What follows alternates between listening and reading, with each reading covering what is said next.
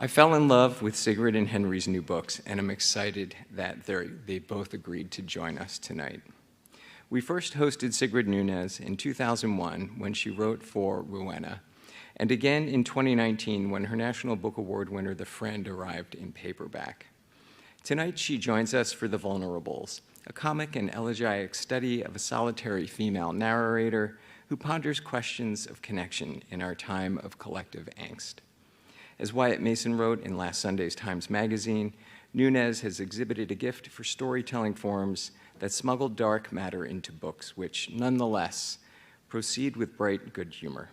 They are as sophisticated as they are straightforward and as death-haunted as they are life-bringing.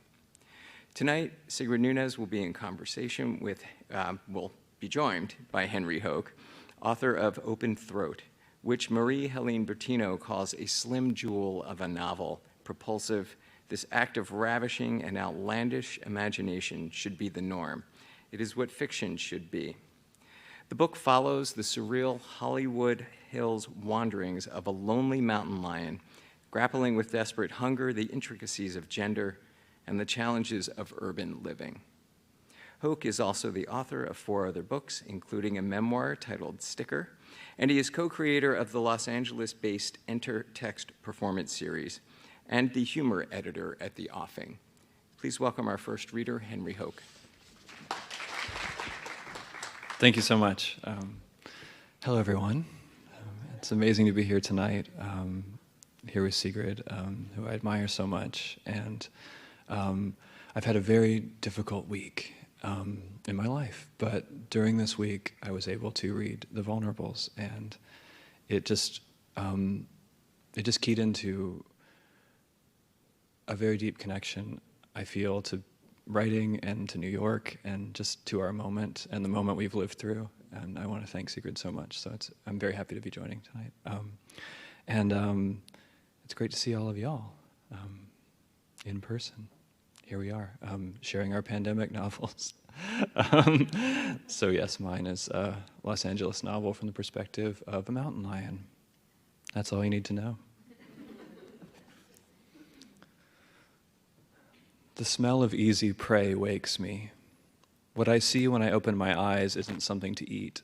It's 2 slow people withered and wrapped in layers of clothing. One is hunched over, and the other staggers and helps him up the trail. It's sweet, but unappetizing. I can smell their death coming at me through the woods. Is this what the coyotes smell when they circle? What my father smelled on me? What made him want to snap my neck in his jaws or beat my head on the ground? Was I a threat or just on my way out? My skin is starting to get loose, and some of my fur drags and tugs on things it didn't drag or tug on before. It's okay. Old is fine. I'm old because I'm not dead. Something explodes above me. The sun's already set, but this brings the day back white and blinding in the black sky. There are cheers rising from down below, like all of LA is making this happen, like the people forgot how dry my life is. And they do it again and again, more explosions and cheers and less night. I look down to stop my eyes from hurting, but the light doesn't go anywhere, and now the bursts are in my ears too. I hear the sky crackle and fall down around me. All I feel is fire danger. This is too much. The shudder inside becomes unbearable. I can't eat everything I'm afraid of. The horror of the sky fire stays in my head for days. I sit secluded on my cliff where no one comes until sundown. 2 men approach the cave below and I watch. They walk a few feet apart and stare at their phones and don't talk. The only sound they make is footsteps on gravel. At the mouth of the cave, one stops and looks at the sign, and one doesn't and keeps walking in. The space between them grows larger. When they're out of sight, I climb down the cliff and creep to the cave mouth where I can watch them in and not be seen. Their phones are gone now, and one stands close behind the other and leans into the other's neck to bite. The best deer I ever ate was one I didn't kill. When I made it far enough away that my father stopped hunting, he left me to the long death with its roar that got louder with every step I took. I first saw the deer bolting through the woods, and it stopped in front of me, stopped long enough for another big cat to catch it. I watched and did nothing as the other big cat ended the deer's life and made it meat. With blood on his mouth and nose and whiskers, the other big cat looked at me, a challenge to approach, or an invitation.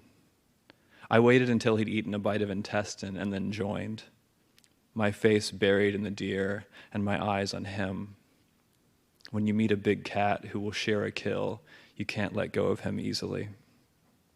I bend low and enter the mouth of the cave and hide in the shadows. The men are on the ground now, on their knees, and the one in front has his hands planted flat like my paws against the dirt. There's a hot scent where they're connecting. My eyes are full. The motion they make reminds me of the shudder, but in a way that makes it okay. They move like the whole cave wants them to move, like a natural part of this world. The man behind collapses forward, and his front joins with the other man's back, and their arms wrap together. The shape they form is like my shape. Their breathing is hard, but their bodies are motionless, and they go silent, and my purr echoes. I'm loud. They're going to see me. I remember how every day the kill sharer and I would meet by his deer and bloody our faces together, and each bite that made the carcass smaller made the roar of the long death smaller too. I would stay close, and he would go off somewhere and return matted and hungry, his teeth bared, as if he had stories he wanted to tell me but couldn't, and his chewing was enough, and I treasured the way he blew air out of his nostrils. No deer lasts as long as you want it to. I saved him the final bite, and I waited and waited, but he didn't return, and I knew it was time I crossed the long death. The long death up close and in focus was even harder to take with its lights and speeding, murderous cars never stopping on their hell ride to the right and to the left. I spent all night terrified and slinking along the side, daring myself to cross, and when the light broke over the hill, I saw the body of the kill sharer. His fur coated in a mix of dried deer blood and wet cat blood, his own blood. I ran straight across the long death, my feet determined and pounding because I wanted to die. I'm not that lucky. The men in the cave pull their pants up and get back on their phones. The one behind leaves first, and the other one waits a moment and follows. They're so into their screens that neither of them sees me. I go over to the spot on the ground where the men were connecting and lie down in the disturbed dirt. My body twists into the same position the kill sharer had in death. I wonder if I'd been brave enough and tried to cross first, would he have found my body? Or if we'd crossed together, would we both have made it? I imagine the kill sharer appearing now at the mouth of the cave, circling like I'm his prey and pouncing and connecting with me, and the warmth we would make together with our 8 paws and 2 dangling parts and 4 rows of teeth. I get up and crouch and shit and bury what came out of me. Thank you. Thank you very much, Andy, and to the Free Library for having me back here. I'm delighted to be reading with Henry, and thank all of you for being here. I'm going to be reading from my new novel, The Vulnerables, and I'll read right from the beginning, so I don't have to set anything up. It was an uncertain spring. I had read the book a long time ago, and except for this sentence, I remembered almost nothing about it. I could not have told you about the people who appeared in the book or what happened to them. I could not have told you until later, after I'd looked it up, that the book began in the year 1880. Not that it mattered. Only when I was young did I believe that it was important to remember what happened in every novel I read. Now I know the truth. What matters is what you experience while reading, the states of feeling that the story evokes, the questions that rise to your mind rather than the fictional events described. They should teach you this in school, but they don't. Always, instead, the emphasis is on what you remembered. Otherwise, How could you write a critique? How could you pass an exam? How could you ever get a degree in literature? I like the novelist who confessed that the only thing to have stayed with him after reading Anna Karenina was the detail of a picnic basket holding a jar of honey. What stayed with me all this time after reading The Years was how it opened with that first sentence followed by a description of the weather. Never open a book with the weather is one of the first rules of writing. I have never understood why not. Implacable November weather is the third sentence of Bleak House, after which Dickens famously goes on a lot about fog. It was a dark and stormy night. I have never understood why this phrase has been universally acknowledged to be the worst way for, I forget who, something else to look up, to begin a novel, scorned for being both unexciting and at the same time too melodramatic. Edward Bulwer Lytton, originally, in a book called Paul Clifford in 1830, others thereafter in mockery, most memorably Ray Bradbury, Madeleine L'Engle, and Snoopy. Unimaginative was the word Oscar Wilde used to describe people for whom weather is a topic of conversation. Of course, in his day, weather, English weather in particular, was boring, not the far more erratic, often apocalyptic event people all over the world obsess about today. Important to point out, however, that it wasn't normal fog, condensed vapor, a low cloud that Dickens was talking about, but a miasma caused by London's appalling industrial pollution. It was an uncertain spring. Early each morning I went for a walk. It was my chief pleasure in a dearth of pleasures, observing day by day the arrival of a new season, the magnolias putting out their petals, and so poignantly soon as it seemed to me every year, but never more so than the spring of 2020, shedding their petals. The cherry blossoms, even lovelier, loveliest, agreed, but likewise short-lived. The daffodils and the narcissi, and the gaudy tulips that seemed almost like wild mouths screaming for attention.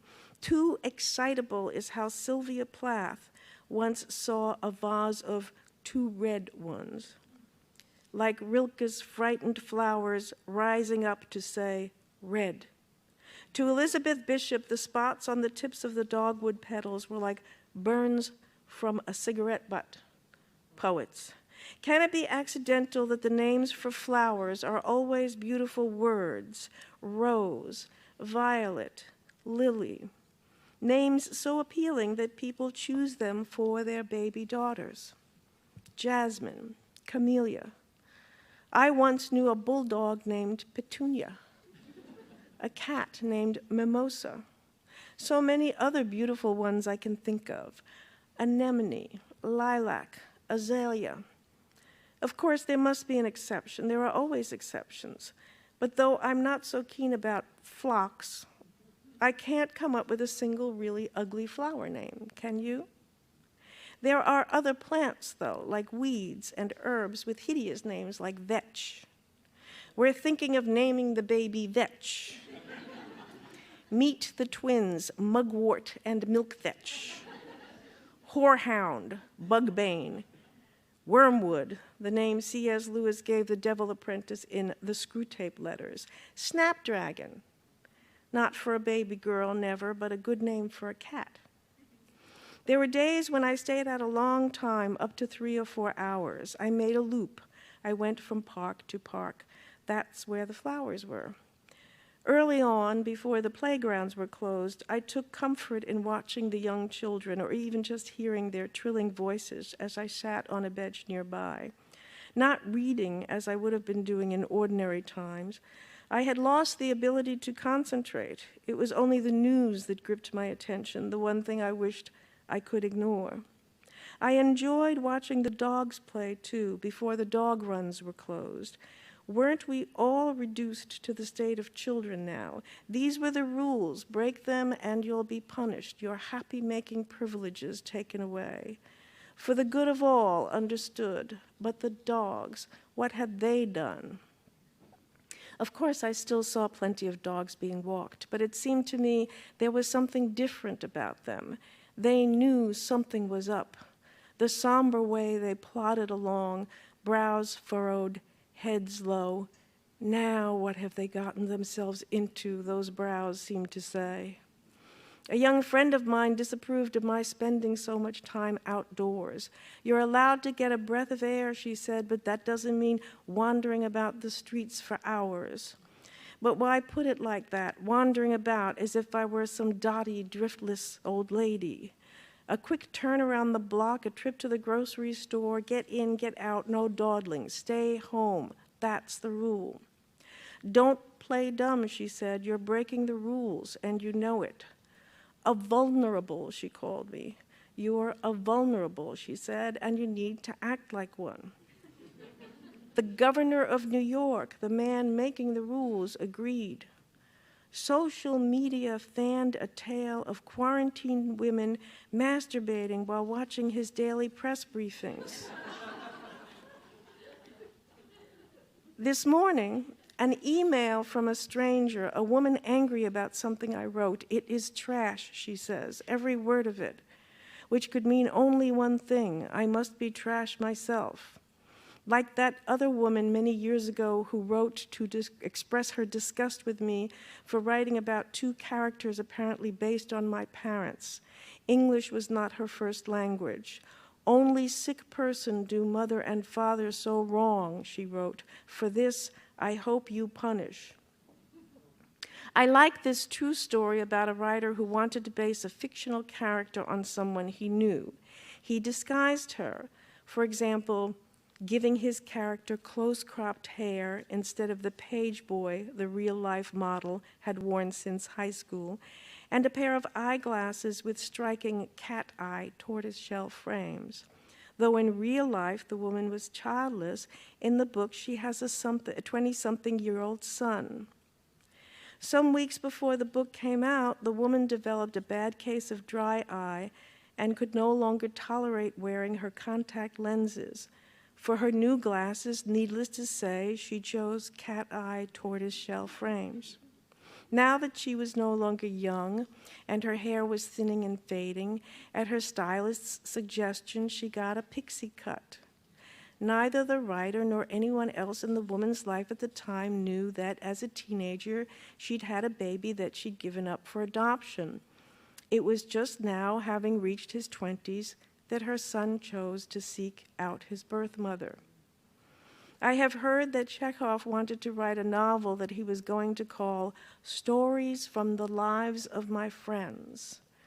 Probably his friends did not want him to write it. Another angry message earlier this week from a person who hadn't read but had happened to know about something I wrote. As he understood it, better say misunderstood it, I had attacked a professor for sexually harassing young women. Where were you, this person wrote, when an older woman took advantage of me? Where were you? Where was I? Where was I? Why does this question pierce me? When I tell people I am tempted to write him back, every one of them jumps to say, don't. But not every stranger getting in touch with me these days is angry. There is the woman writing from Albania who thinks I'm a dear gentleman and offers to be my wife. She will love me good, she promises. She will make me feel like real man. Which reminds me, what stopped all the many emails I used to get with offers for ways to enlarge my penis? And about once a week, a voicemail from some woman identifying herself as a volunteer who is calling just to check on me. The same message each time: God loves you, followed by a Bible verse. Thus, from different points of the cosmos, do good wishes and bad wishes blow my way, love and hate. Meanwhile, I have been working on a survey for a literary symposium, trying to answer a question I am asked all the time. I know of research studies of twins, including some whose co-twin did not survive birth. For many of the survivors, the result has been lifelong feelings of loss, pain, emptiness, and guilt. In one case, a man who was not told about his stillborn twin until he was well into adulthood described experiencing huge relief. At last, he had an explanation for the aching void he had always known, why through every joy in his life, no matter how rich, ran a seam of grief. I never had a twin, so why did this man's story strike a chord in me? Why did it feel like a revelation? Something is missing. Something has been lost.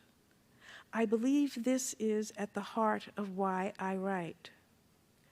For a while, during the same time I found myself unable to read, I wasn't sure whether I'd be able to write again, just one of the many uncertainties of that spring, not a writer I know who didn't experience the same.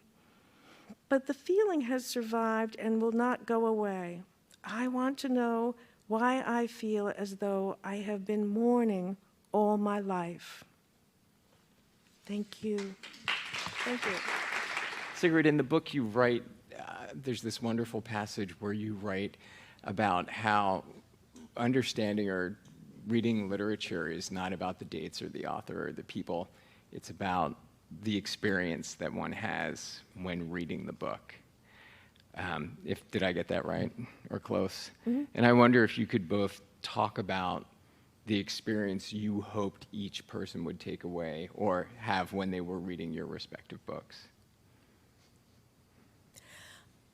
I don't know. I kind of think that that's up to the reader. I mean, I think that the most important. First of all, I do think that's true. That unless you are taking an exam and trying to get a degree, I mean, it doesn't really, matter that you remember what happened in the book, and because there are so many books out there. You're moving on. You're reading another book. You're getting on with life. Why would you hold this one novel forever? But when you were reading it, if it was good and you liked it, something went on. Something went on with you. Something rose up in you. You had a response. Either you forgot what was going on in the world because you were so involved in it, or it made you laugh, or it reminded you of your own life or some experience you had.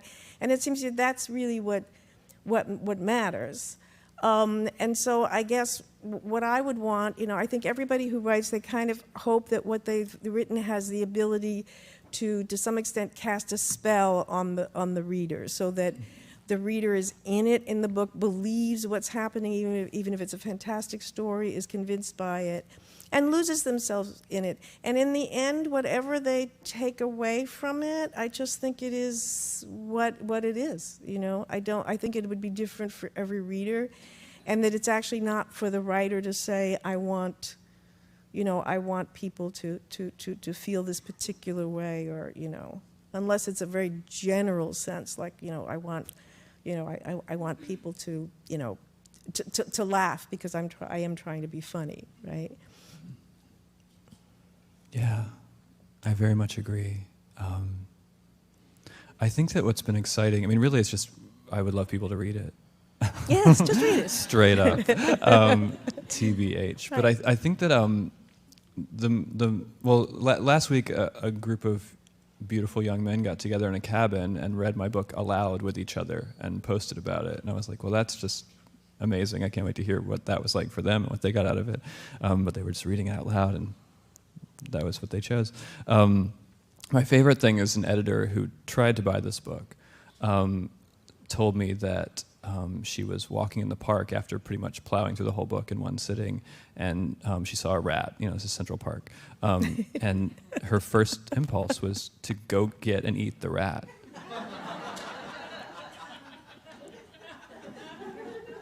And so that was truly, I was like, okay, well, I'm done. I did something. So, yeah. Thank you both for that amazing reading. That was awesome. This is a question for both of you, although given the Henry book, this is your fourth novel, is that right? Second novel, fifth book. Second novel, fifth book, and then I'm not even keeping track. Sigrid with a longer career. I'm interested in your relationships to risk taking and experimentation. And like Sigrid, I'm thinking of like some of the what I read as a kind of non-traditional narrative line, even in like your very first novel. If there were moments of self-doubt, or I guess it's kind of a process question and also like a writing philosophy question. Well, I think you're taking a risk all the time anyway, because you really never know how something is going to land. I mean, even with your own agent, your own editor, you really don't. Your publishing house, and I don't actually think of my work as being that hugely risk-taking. It is true with the first book.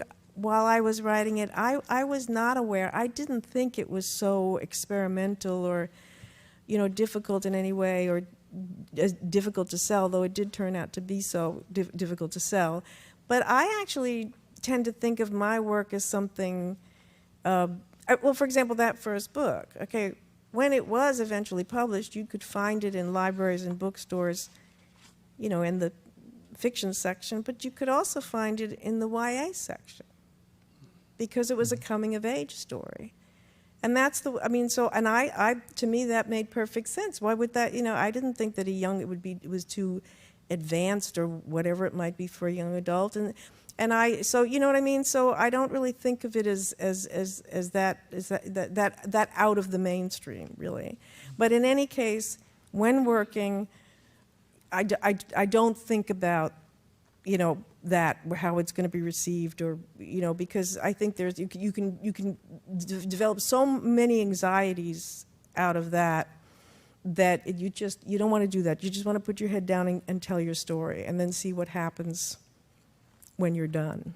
So what about you, Henry? Yeah. Well, I like to think that all my a character in one of my stories from a couple years ago says, like, maybe we all started out life as jokes, like that we're all like jokes, and like an attempt to tell a joke, and that's sort of how I think of my books, is like, it's always an experiment, and like trying something that I'm surprising myself with, or that I know will like set me on a course to like not know what's going to happen. I think that's crucial for me. Like if I sometimes I have the plot, but if I'm not surprising myself every day, I can't keep writing. I don't write very much. So like I have to have something that really makes it special for me. And so I do think, like, yeah, it's like the concept is crucial for me, and it is usually like a joke. It's like, what if I wrote a Los Angeles novel from the perspective of a mountain lion? I mean, that to me was just like, I was like, yeah, right. And so immediately I was like, well, I have to. Or like, what if I wrote a literal sequel to the movie Groundhog Day as a novel? And like, it was like, let's go. And that was, my other book. And what if I wrote a memoir in 20 stickers? Just each sticker is a different like microcosm of my life in my hometown, and that's what gets me going, is to think of something like, until I have that conceptual absurdity, I like can't even start, but once I have it, it's very generative for me. Yeah. Does the absurdity free you in some way from the weight of having to create something that is instantly might be significant? Absolutely, yeah. I can't take myself seriously. Like I can't. I can't feel certainty or authoritative at all, I think, as a writer. I really, and that's what I love about Sigrid's work too, just like the openness of like the commonplace way we live our lives to like a magpie. Like, we're absorbing and we're expressing and we're processing so much. And Sigrid just beautifully puts that on the page for us to do along with your narrators. I love that. Yeah. Well, also, I think it's really important, this what if that you keep bringing up, because it is true that you write a novel, to answer the question what if.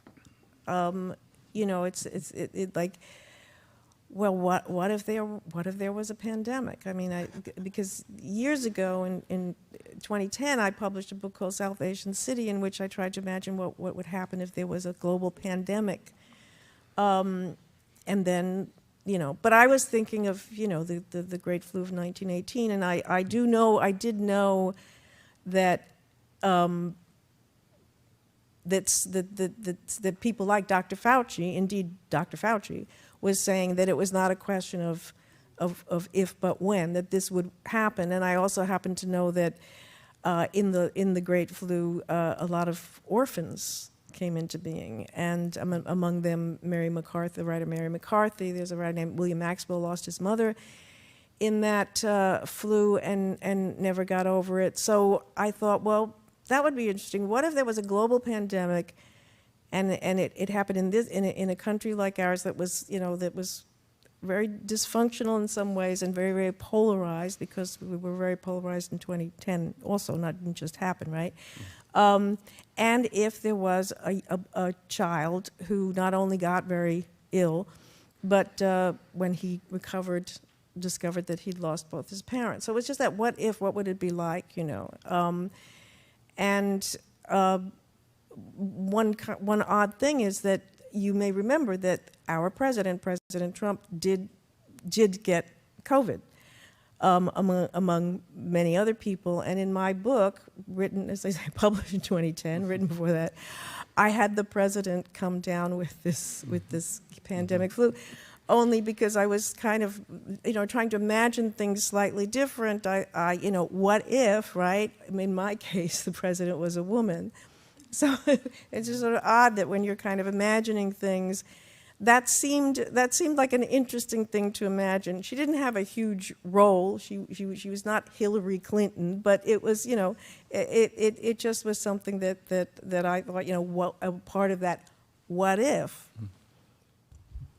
Thank you for being here. Ms. Nunez, what you read to us a few moments ago didn't include a first name of either of the characters, the narrator, observer, who's walking, and the friend who said, don't walk so much.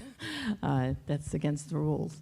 In the book, your book, The Friend, characters don't have names either, except for Hector. I think that he's the only human character who has a first name. Dogs have names. And my question is, do you leave out names because people associate names like Apollo with something else, and they might try to figure out what you meant by choosing a name, or do you leave out names for another reason? And maybe your book does identify these people by name. I don't know, the new book.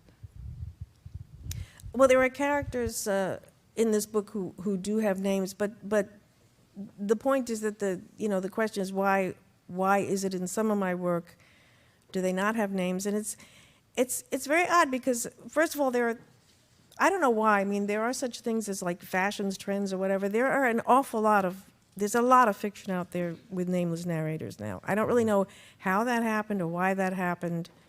It's just like whatever happened to quotation marks. I mean, John Grisham, who was giving, who's a very successful writer, as you may know, and who was giving some rules about writing, he said, and when somebody speaks, you put quotation marks. He says, people, this is basic. All right, okay, but, if you put them in, you find out that readers don't like them anymore, the quotation marks.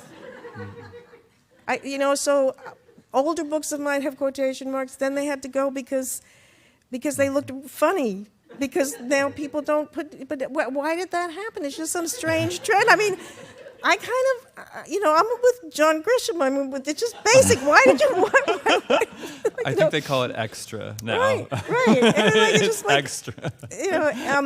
And it's really difficult for translators. I mean, so. But anyway, so no rule. I had no rule about the names or non-names. Okay, but what happened and in my other books before The Friend, the characters do have names. Okay, not all of them, but, you know. So when I was writing The Friend,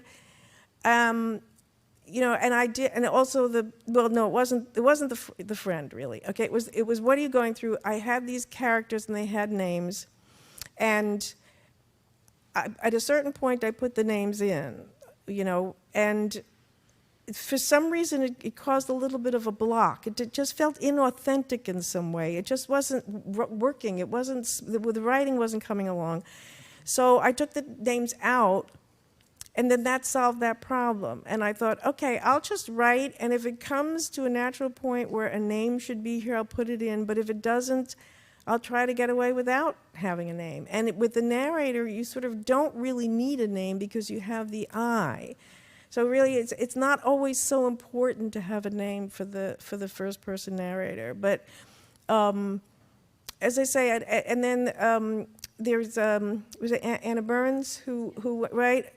So she was being interviewed, and they said, so what's with the no names? Why in your books? And she said, well, it's very interesting. You know, I put the names in, and then I got blocked, and I couldn't go on when I took the names out. I was able to. So there is something about that, you know. I mean, styles change, and for some reason, it's just the way it happened.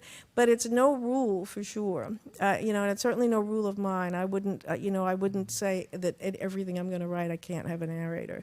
I can't have a name of a character. Most of the characters in this book are in Open Throat are unnamed, right, Henry?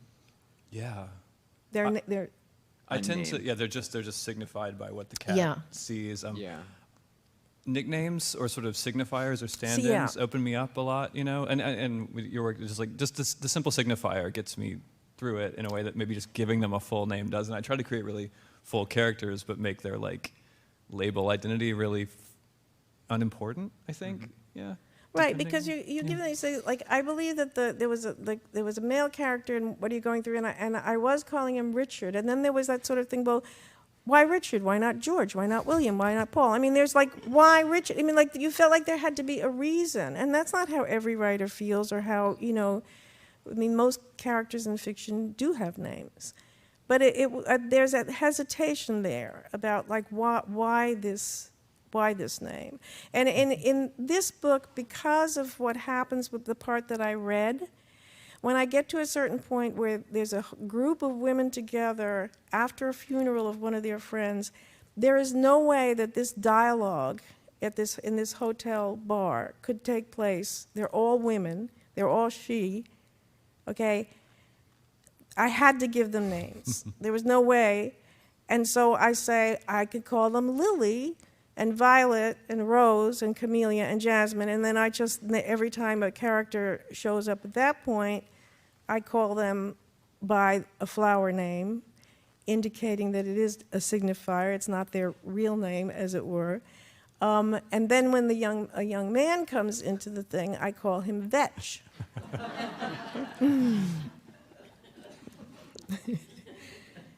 And I even say his real name was an unusual name that began with a V, so I'm going to call him Vetch.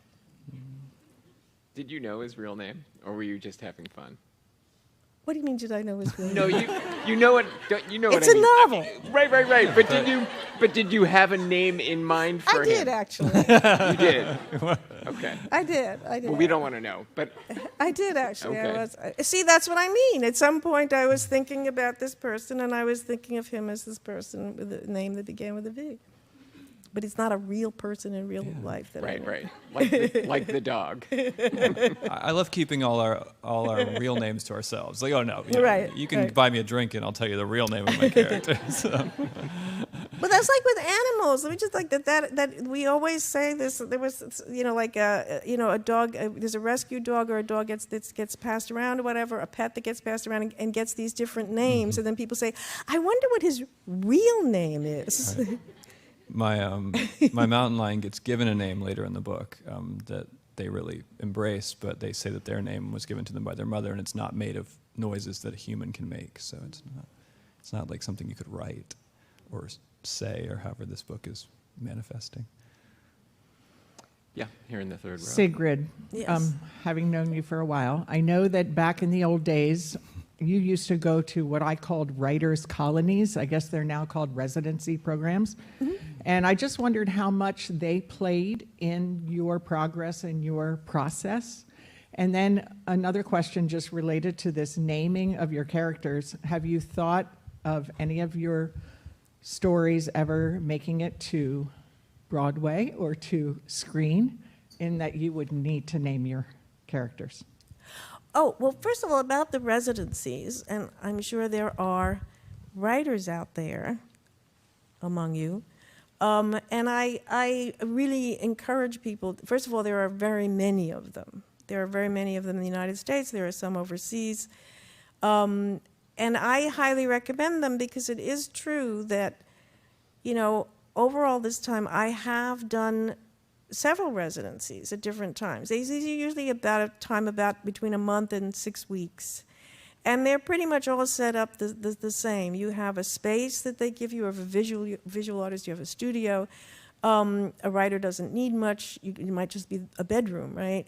And you know, you are fed, you know, or you have access to a kitchen and supplies and so on. But there's nothing else going on there except for you being in a room and writing all day, and then meeting the other residents for dinner. And I and many people I know have gotten some of their really best work done at residencies. So yeah, so it has been very important, actually. And as I say, you know, I encourage my students, you know, to apply to these places and to see. And since I've known so many people who have been at these residencies by this point, I only know about 2 for who got there and said, well, this is not for me, I can't work under these conditions, and left. But just about everyone else, except for those 2 actually, have loved it. So if you are, so with the movies, all right, like, there are always these, I don't know what your situation is, but the thing with the movies is that 95% of works that are acquired for film don't get made, but they do get acquired. So right now, there is Broadway interest in The Vulnerables, which I should hear fairly soon. That doesn't mean it'll happen, but it's in progress. And this the Friend has been optioned, and the What Are You Going Through has been, they've both been optioned for film. And the What Are You Going Through seems to be actually about to start rehearsals, so that, you know, because, you know, there have been all these obstacles. There are the usual obstacles of getting funding, and then there was the pandemic and the lockdown, and then there was the strike. So it's all been pretty, you know, who knows what will happen next. So, and with The Friend, what was kind of unfortunate is that they cast the dog first quite some time ago, but before the pandemic. Oh no! And Great Danes don't have long lives, right? And I'm not sure what happened with this dog. His name was Bing, and they had gotten him from, you know, they had really searched for him, and they got him somewhere in the Midwest and brought him to Connecticut to be with the trainer. And the trainer said, you couldn't have picked a worse breed because Great Danes are really lazy.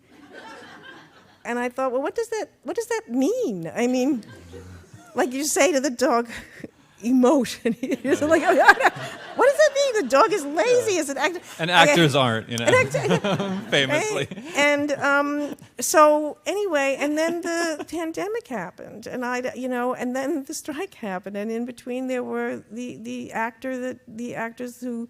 There had been different people who were committed. You cannot hold on to actors. You know, you can't hold on to them for years. You either have to get them.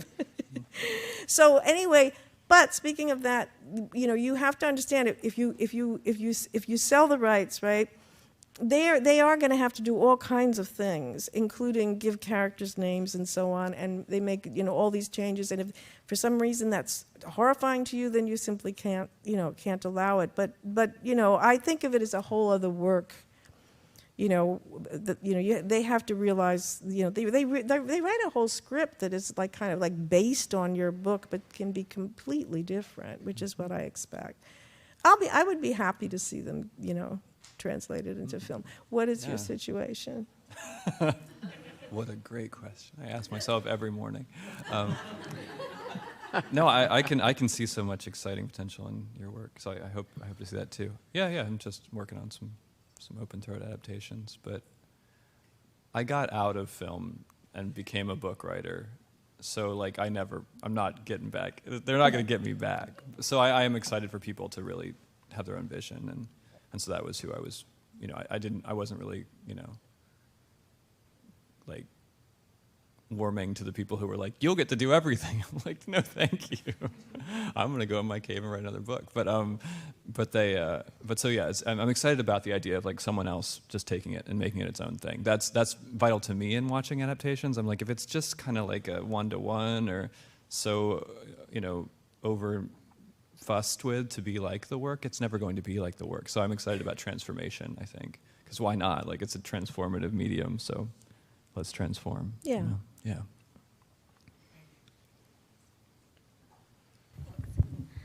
I have a question for Henry, which is, why a mountain lion? Why a mountain lion? Out of all the animals. People ask me, and I'm like, I'm much more of a puffin myself. That's like my animal. There was a real lion, designated by humans P22, Yeah. which just simply was Puma 22, the 22nd of the Pumas that they put a collar on. And we were contemporaries in a certain area of Los Angeles over about 8 years, 6 years, and so I was always like fond of hearing about the lion and hearing that it lived under a house for a while and ate a koala in the LA Zoo and just all the allegedly. Wait, he got in the cage? Yeah, got down in the enclosure, ate the koala, and got back out. Because they were like, well, the zookeeper was very conflicted. Because she was like, I'm very sad my koala has been eaten, but I also like wish the best for this beautiful animal that's just doing what it does. So I wrote it as a very tragic scene in the book in a way, but it's sort of the inciting incident for more pain to come. But yeah, so that because like it's LA Zoo is a very depressing place. How did I get here? Why a mountain lion? Well, so here we go. I'm telling the stories already. So I was like, okay, well, I have all the stories. Like P22 had stories. P22 went on I read, across the 405 freeway from the Santa Monica mountain ranges. And so I think that already there was so much plot that I could just like welcome in. And then, I think it was something about being such a powerful animal, but that's also displaced and has so much of urbanity encroaching on it, and can really struggle with both ferocity and power, but also like intense vulnerability and fear. That just felt very me. And I made it myself for a while, yeah. Thank you. Sigrid, you seem to have a love of animals in your books, and your narrators end up caring for them. I know that with regard to the dog, that was entirely made up. Mm-hmm. But do you have an affinity for animals, or do you just like projecting onto them, or using them in your works? First of all, I do love animals, and I always have. And as a kid, I really, was very gaga about animals, the way kids can be. But really, it had something to do with the fact that I enjoy writing about them. When I wrote The Friend and I had the dog there, and the dog has a fairly large role, and writing about the dog was fun. It was hard like all writing, but it was just fun, and I just enjoyed it in a certain way, imagining this dog, what it would be like to have this dog and be living with this dog and so on, and imagining this doggy life. But then when I wrote the next book, What Are You Going Through?, I wasn't even thinking about an animal, but it just so happened that at a certain point, there's a host, an Airbnb host, and she has a cat, and I decided to devote a very short chapter, just a few pages, to the cat, from the cat's perspective, right? And so, and I really enjoyed writing that too. And so when I did start writing The Vulnerables, that was when I thought I will have another animal, have a smallish role, but I do want to have a pet in here. And I made it a parrot.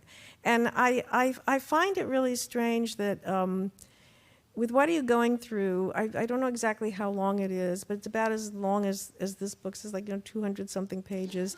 It's a short book. And the cat only appears in this one chapter, which is just a few pages. And over and over again, I've heard people say, well, it's partly about a cat. I mean, the readers have expanded the role of the cat in a way that I just find radical. The cat doesn't appear anywhere except in that one small chapter. And yet that cat has loomed so large in that book, and now the same seems to be happening with the parrot. Like people are saying it's a book about a parrot, about these three characters, one of which is a parrot, but it's really small. And I think that it's because people do latch on to it. It really does something for readers because there's not that much of it. I mean, either there are kids' books about animals, but you don't see it in adult fiction. And then on the other hand, then I've had people who've gotten really angry about The Friend because they've heard that it's about a dog, and then they write these customer reviews and say, this book is terrible. It's not about a dog. It's about this writer, this boring woman. And then I always want to write, well, now wait a minute. This book won a Little of Fiction Award for the best work of fiction by Bark magazine. As in, woof, woof. So it must be about a dog. I mean, but I mean, so it's either not enough dog or... First of all, I thought each of your readings was so gripping, each in its own unique way. And what I was wondering about, you each referenced this a little bit, what's it like to write what you wrote in the first person? What was that process like for you, for each of you? Oh yeah, because it's so different. You're not being a mountain lion. And my character Not anymore. Is a woman and a writer. I find it. It comes very naturally to me to write in the first person. Not all of my books are, but once I start thinking that I'm going to be writing a book, and I start it in the first person, or imagine it even before I get much down, many ideas or whatever. I find it quite easy. The natural. The hard part is that if something is in the first person, it means that you, the narrator, have access to everything, okay, to all the information. So it can be tricky, like if you don't, the reader can say, well, but you know that, why aren't you telling us that, if you know what I mean? It's different, you can't, there's just a way that you have to figure out what you're going to tell and not tell without being coy, without withholding things, right? That is a difficult part. Because you know everything, and you're telling the story. Yeah, I find it really invigorating now in my writing practice to do. I didn't always. Often I played with third person characters and just even playing with the perspective of there's a character, but it's me or whatever. But now I really only want to write in the first person. I guess my last two books and then my new book are all straight up first person, and I think it's such a fun. It is about narrowing, and this was obviously a lot of narrowing in the conceit. I could only experience in a way what a mountain lion would, and it would have to get language from somewhere, so it later gets it from a teenage girl. So there's just sort of a lot of this interesting. Constraints, right? But for me, I think it is that you can. I don't know. It's a puzzle in a way, right? To have the expression, but want to still tell a story in a way that isn't just telling. The old adage. But I think there's something sort of magical that can happen when you do find the voice that won't know everything, and still tell your reader something through that. And give them that knowledge. I don't know. Those are things that I have to find in the writing, but that's always an exciting moment, I think, where it sort of all connects. The unreliability, but that's also a connection and a knowledge sharing for the reader. Yeah. What a terrific night. Whichever book you don't have, buy that one. Please join me in thanking Sigrid Nunez and Henry Hoke. Thank you very much. Thank Thanks, you. everyone.